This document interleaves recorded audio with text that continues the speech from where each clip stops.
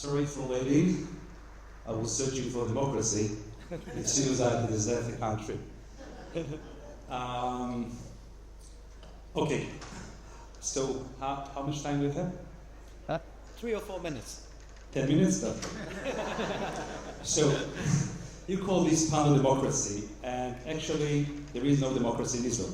There is dictatorship, of course. I call it in Hebrew pקידו-קרטיה, which in a very, I would call it maybe bureaucracy or bureaucracy, something like that. There is a very, very tiny minority elite in Israel who actually controls the foundations, control the systems in Israel, who carries a mindset of a majority upon the true majority, the actual majority, which ironically and unfortunately carries a mindset of a minority. But in order to answer your question, sir, we need to first understand the foundations of the deep-state in Israel, because here it is far more severe than the United States. Our state actually was born as a dictatorship, with tendencies of a dictatorship, with the Red Book, the nomenclature system of Mapai, if you've heard of, and the old struggle of hegemony in Israel is very, very critical. It's critical to understand the base deep-state in Israel.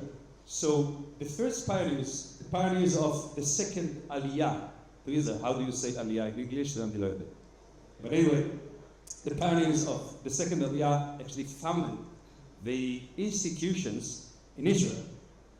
And the first, it wasn't an army yet, but the first actually group who dared to have guns, rifles, after 2,000 years of diaspora, were Bar Giora, which is a very, very tiny, very, very small organization, evolved to the Shomer and then to the Haganah.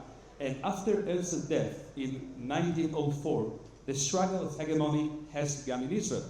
So the Irgun HaShomer, with the Turks, actually invaded to Zichron Yaakov, the settlement, in order to expose the nearly underground.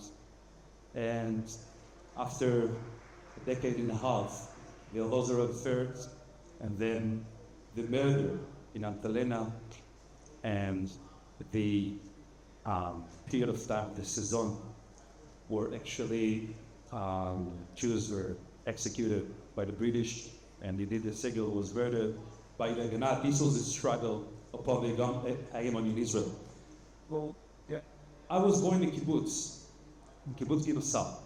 This kibbutz settled on the western shore of the Sea of Galilee, and it was funded by Yigal Allon. Yigal Allon was the high commander of the War of Independence. But the old Serb elite was absolutely a Serb elite. For example, in the 6 Day War, there were 789 casualties,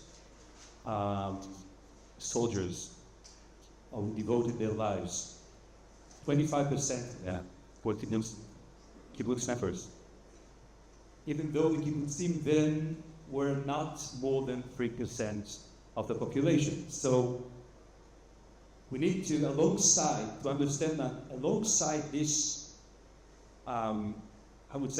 Serb elite, a consciousness of entitlement, I would say a mindset of dominance, more than that, of supremacy, developed during the years in this old and Serb elite.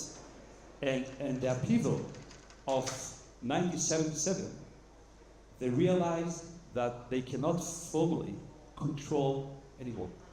And then 3 main principles took place. 1, just for your information, the New Israel Fund established just 1 year and a half after the upheaval of 1977.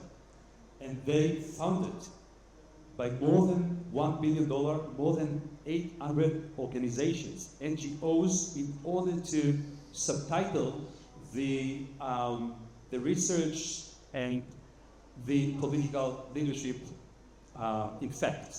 Second is the Bagatz.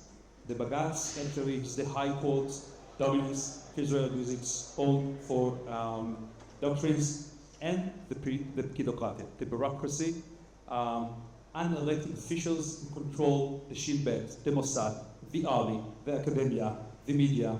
Should I continue? This is how it goes in Israel. So, for conclusion, if we do understand that the whole struggle begins dating back to 1904 with conception and mindset of supremacy, a mindset of dominance, the only solution, it's not just a technical one. It's not like in the United States. We need to change, bring a wind of change to the public. First stage, to be aware to the Ladies-state. 2 years ago, no one in Israel knew about the Ladies-state. Today, we're about to reach this next stage. The next stage is to develop a self-confidence, which actually will help to the leadership, the political leadership, to fulfill their goals, their vision. They had started to take care of insubordination in the army and to hire and fire the Attorney General, Bezrat Hashem, and the Shin Bet head, and Bezrat Hashem, a lot of work to do. Thank you so much. Thank you, Shai.